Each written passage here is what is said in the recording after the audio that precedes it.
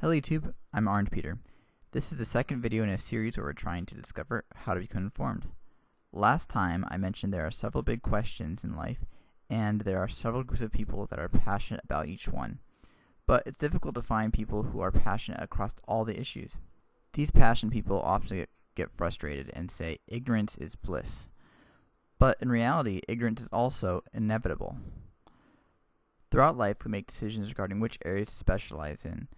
But these decisions also imply that we're choosing to remain ignorant in other areas. At some point, after we've been around for a while, we make the mistake of thinking that our previous experience is enough to make us wise and generally informed. But this will never truly be the case. That said, when we meet people from different backgrounds, we're somehow surprised that they think differently than us. There's an Indian parable that I think describes this really well. As the story goes, there's a bunch of blind people trying to describe an elephant. Touch is the only tool available to them, so they come up with radically different interpretations depending on which area they're touching. When hearing about each other's experience, they get upset with each other, insisting that their understanding was the correct one. The sad thing is that if they had worked together to find a cohesive description, they could have figured out what the elephant really was, but instead they spent their energy arguing and locking in on their own interpretation.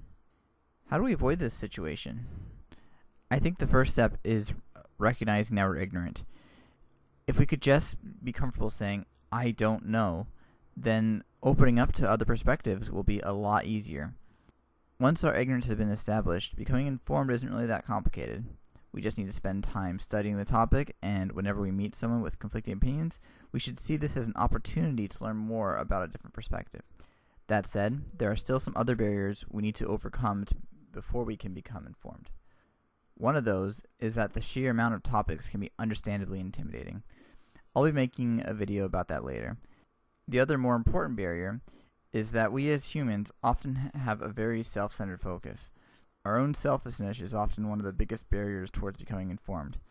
One way this video can be summarized is that to be comfortable saying I don't know acknowledges our own ignorance and allows us to take steps towards fixing it.